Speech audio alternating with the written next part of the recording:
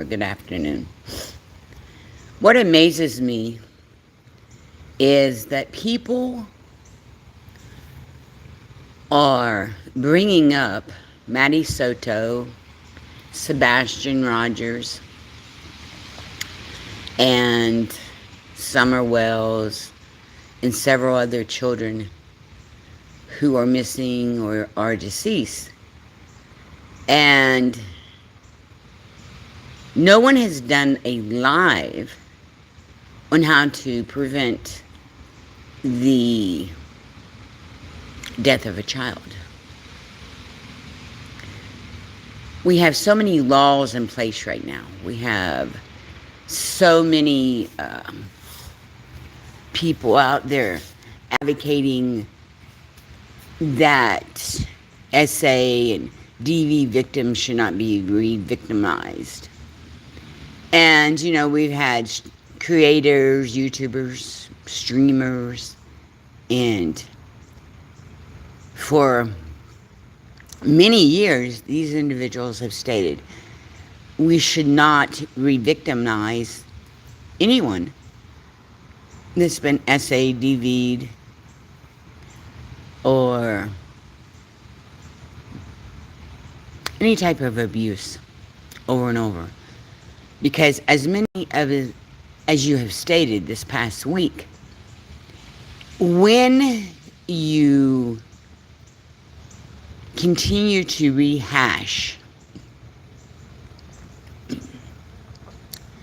crimes of victims, many victims who have survived, you bring them back to the reality of what was done to them. And when you do this, you are revisiting their trauma. And whether you intentionally revisit their trauma or not is not the point. The point is, if you're going to bring up a victim's crime and what they lived through, bring something else to the table. Bring resources. Bring knowledge.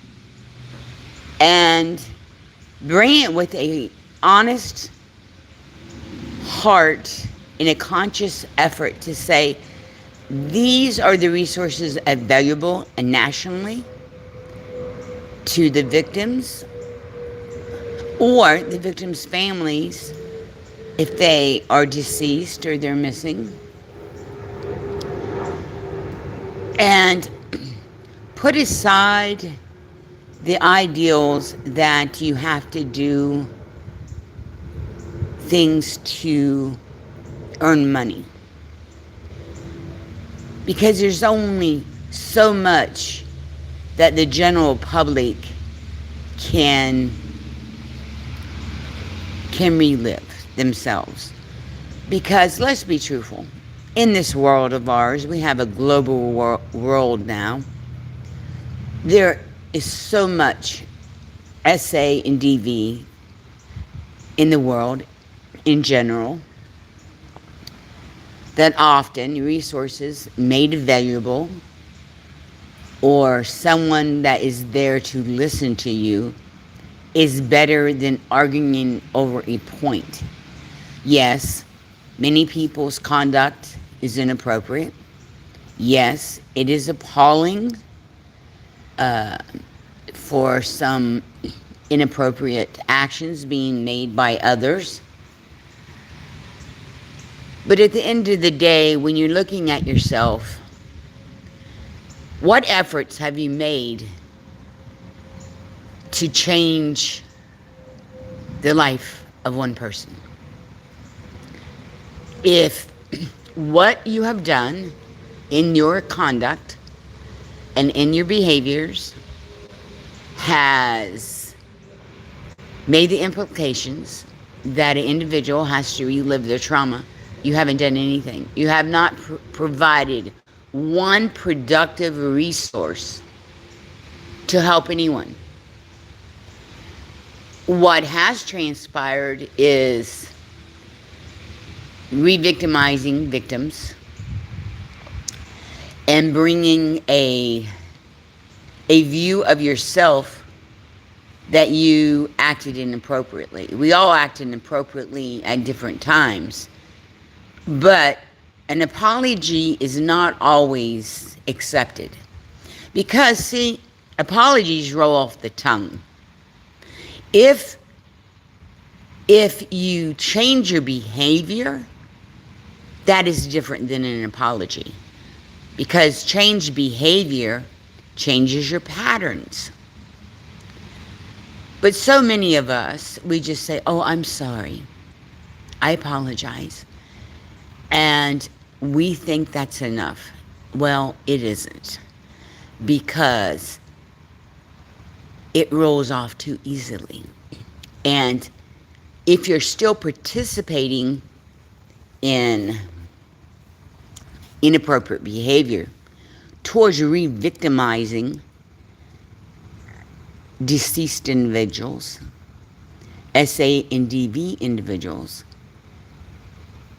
and you just think apology is enough, or you bring more drama to it, or you say, well, I lived through it and I can do this because I lived through it, and you're not giving out any resources and you're making money off of it, that's appalling to the victims who have lived through a deceased loved one who has been murdered. It is also traumatic to individuals who has a family member who is missing, and it creates a situation where many victims are reliving their trauma from sexual abuse or domestic abuse. So if you're going to participate in these type of behaviors and you think it's productive to argue and create drama for these type of behaviors, then at least provide one resource to help others out there. If you're going to apologize, if you're going to really mean your apology, then how about creating a post with resources available nationally or to your particular area? Because SA and DV happens in every community throughout the entire world.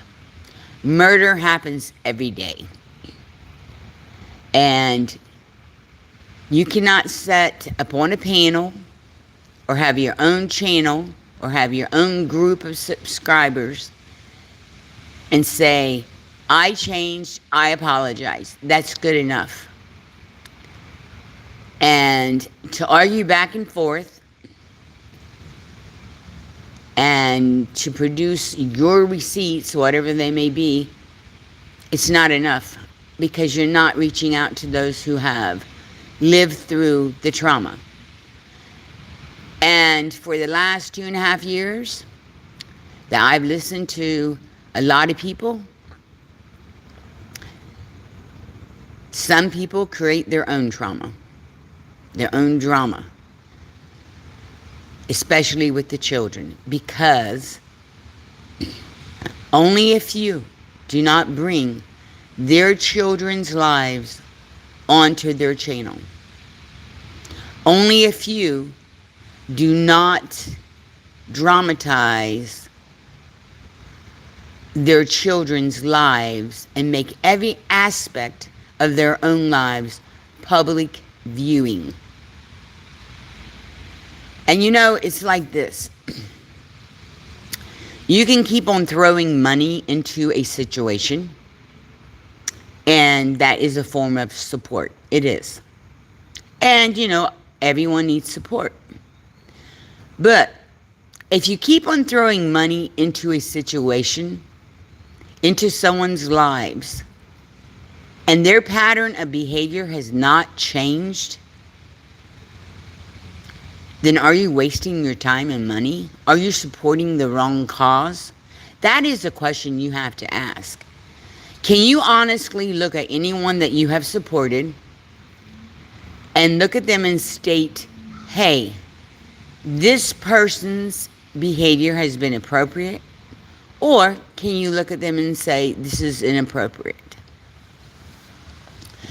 Because when you look at someone's life or your own life, which you're really only responsible for your own life and your family's lives,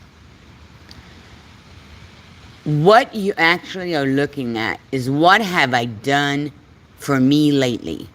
What have I changed in my behavior that is better for my community or for my children? Now, I've said this before, and I'm going to say it again. No one is accountable for your children but yourself. No one's accountable for the safety of your children but yourself. It is your responsibility to keep your children off of social media platforms. It is the responsibility of you as a creator. It is your job as a creator to understand that when you bring up a victim of SA or DV, or even a murder victim, for you to do it in an appropriate manner where others who are your subscribers or followers are not being traumatized again. It is wrong for any creator, influencer, YouTuber to state, hey, well, I'm just going to do this. I don't care who is traumatized again. It's wrong. So everyone, including myself, should look at their actions and understand that individuals who are 13 years old are on social media platforms. They have their own channels. And when you think about that, if you have a 13-year-old on a social media platform, sometimes their younger brother and sisters are in the room. And you have to think to yourself, what is appropriate for me to have a reflection of positivity on the community that I'm embracing for those who are out there listening? And you really need to take responsibility for what you present to your audience. And always take responsibility for creating an inappropriate conduct of behavior that insults the intelligence of victims. And you should not just say an apology. You need to change the behavior. Come with resources. At least one resource. And you know how you change behavior? Yes. You want to eat? No, honey. I'll eat after a bit. Thank you. If you want to change a behavior, this is what you need to do. You start with one behavior. You practice it every day. Let's say you want to be kinder and change your anger patterns. So it's a daily ritual. You take a course, a psychology course. You learn to be more kinder. You talk to your priest, your rabbi, your preacher. You may take a reflective inner peace course through your church or synagogue. And you work on it every day. It's not something, it's a quick fix. It takes months to change just one behavior.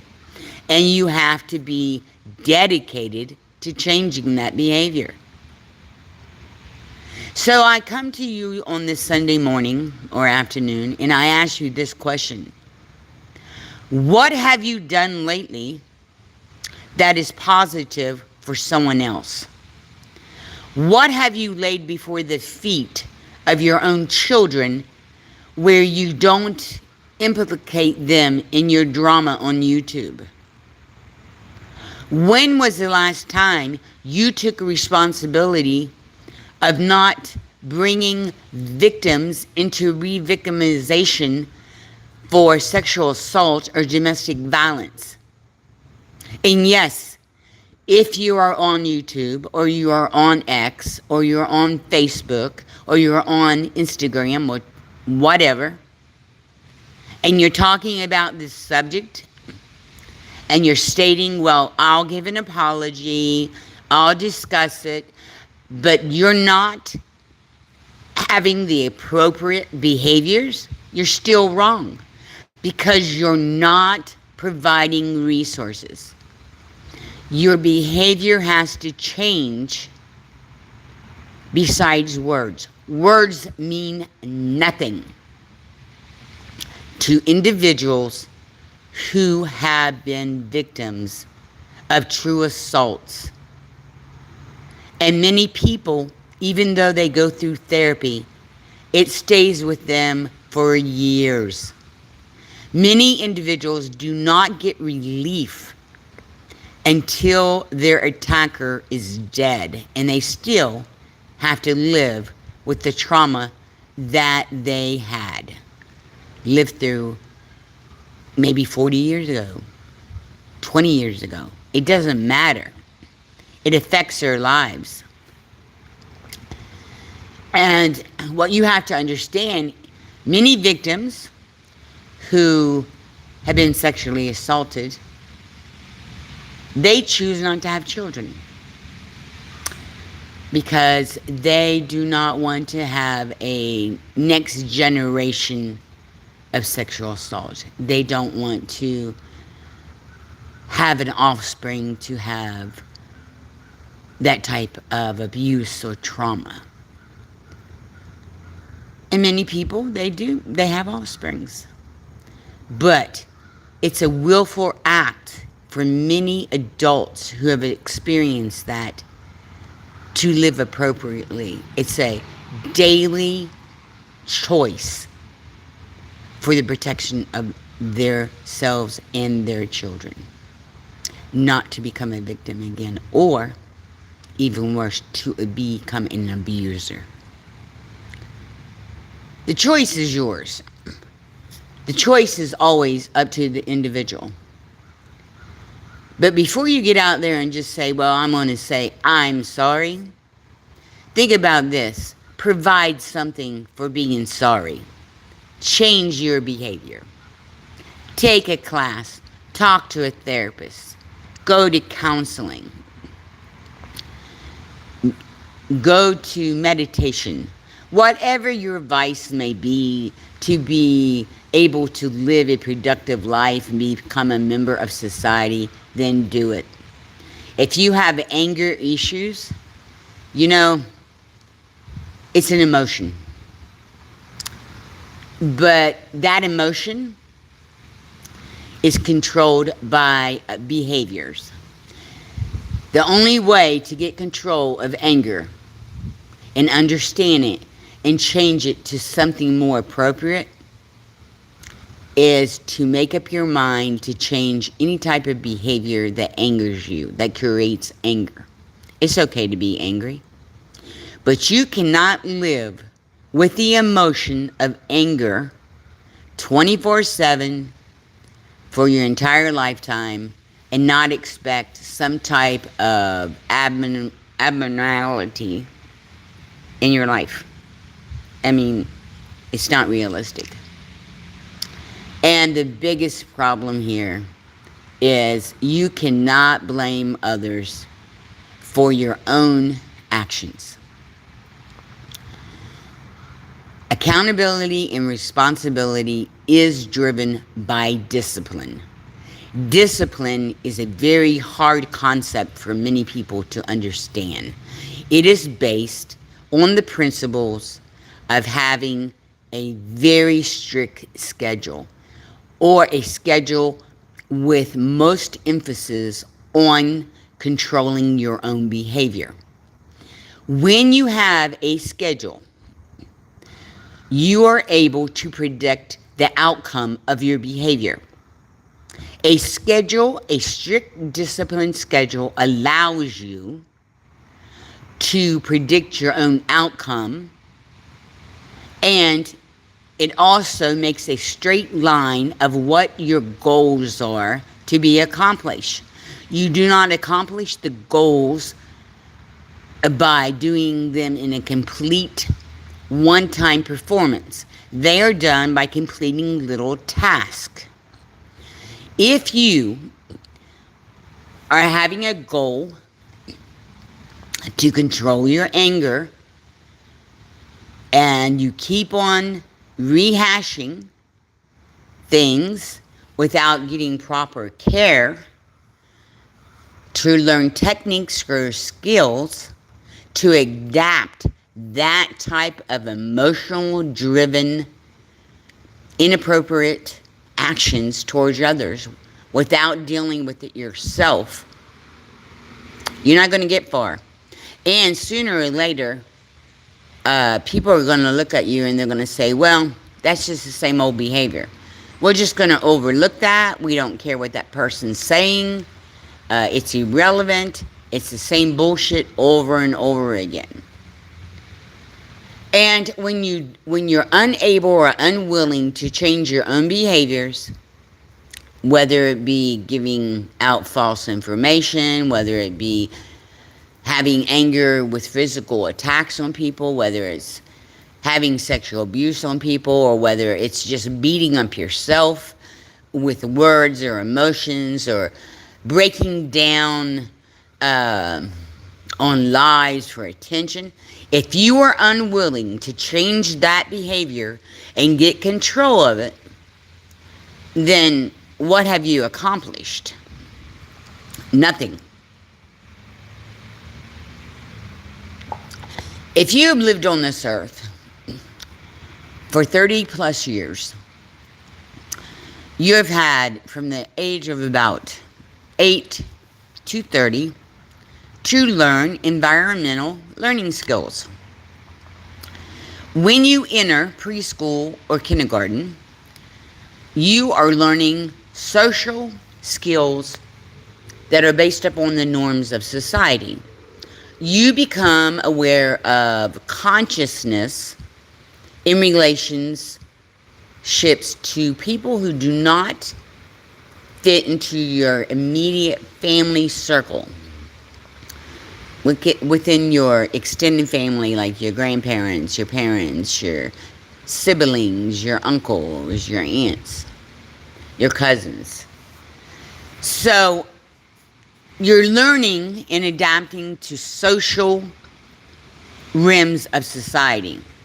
So by the time you turn 30, you should already have a solid background in the way what is accepted in society and what behaviors you should have to be in social media platforms on YouTube.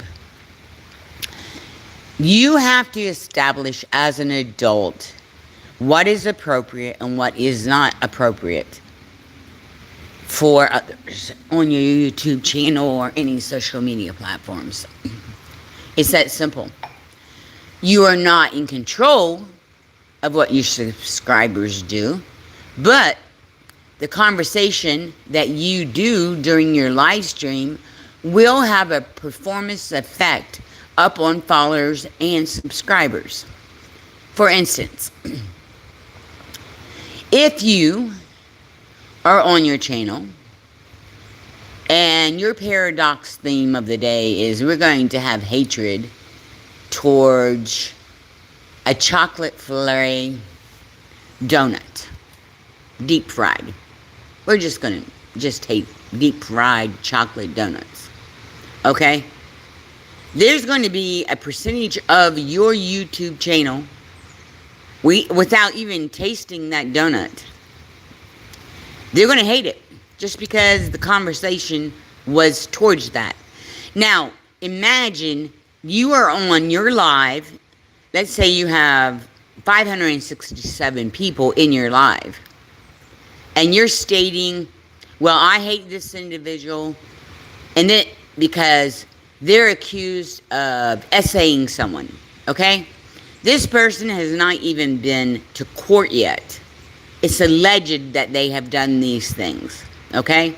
They haven't been prosecuted, they haven't been found guilty, but yet, you are on your YouTube channel and you're stating that this individual, you know that this individual's crime is 100 dead nailed in the coffin true. So what you are giving out to your audience and your subscribers is this. I want you to share my opinions. I want you to share my beliefs. And all I have is my opinion. All I have is my beliefs. Because there hasn't been shared much from law enforcement towards the evidence. A jury or a judge hasn't heard the case. But we're going to go ahead and crucify this person on the jury of the public opinion. So, accountability for what you share in a conversation on YouTube without the probability of affecting subscribers and followers is highly unlikely. The interaction that you share with subscribers and followers is a reflection upon yourself. And many people argue and say, well, I'm not held responsible if my subscribers and followers go out and do something inappropriate. That may be true. You may not be holding that gun to someone, or you may not be holding threats, or you may not be doing the threats, but you are held responsible also, because you initiated and participated in the original conflict between whoever you're speaking on. And it's not in a positive manner. So sometimes you have to think about what you're presenting before you present it. That is my little pep talk today. That think about your victims. Think of what type of kindness you can give to your own children and to the victims of SA and DV. Always remember that everyone's a victim of something, whether it's self-made or whether it is created by someone else. The actual participation, discussion, and understanding of every event and situation in everyone's lives sometime overlap. Sometimes it's best just to change the behaviors, accept responsibilities.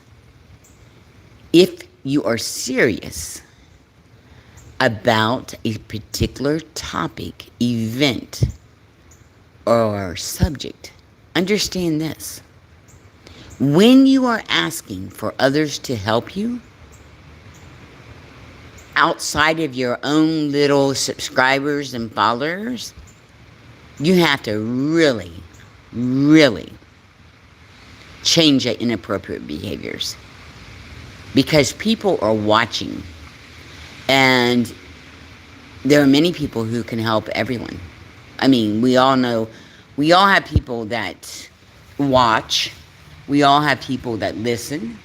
We all have people that take notes, clip videos, watch us in real life, and they say nothing. They're just watching the situation for whatever reason. Whether they study people, whether they're an educator doing a research project, whether they're police officers looking at parasocial relationships, whatever. It doesn't matter. Someone's always watching someone for their own reasons. And when you are out here doing things and you're trying to present something in a positive fashion, and yet your behavior is still inappropriate, it's still inappropriate. And when you look at the moral compass of our global society, believe it or not, no matter where you live in the world, the moral compass of a life is about the same, no matter where you live. Life is important. Every life matters. And accountability is individual and a societal responsibility. But it all starts with the change from within. And when one person makes that change and they accept responsibility for any type of inappropriate or unethical behaviors, then there's a ripple effect to the next person. And there becomes a common goal to have creativity in producing positivity for others. So as you go out into the world this next week, consider, first of all, the children on the social media platforms. Consider what you're saying, whether it's true or not. Consider whether you're protecting your own bloodline. What you've done in the past, it cannot be changed. What you do in the future, it can be changed. It can be a positive, reflective situation. I'm going to change. Choose one thing, whatever it is you want to change, and change it. If you can be kind to yourself and one other person during the week, just one person, in a 7-day span, do it. If you have an anger issue, well, talk to someone. Talk to your clergy. Call up 988. Dial up or text 211. Reach out to someone, even your local fire department, a dispatcher. Everyone cares whether someone dies or not. Everyone really, truly does. Because every life matters. Everyone can be productive members of society. Everyone has the potential to be a member of their own community. And believe it or not, it's everyone's responsibility to especially protect children. Have a good day. Enjoy yourselves. And have a moment every day of silence, just to reflect upon your own behavior, whether you like yourself or not, whether you can accept your own behaviors. That's very important. If you can look at yourself and say, I did the best job I could today. I did what was right for myself. I did what was right for someone else. Then that's the best you can do. But it should always be positive. Have a good week.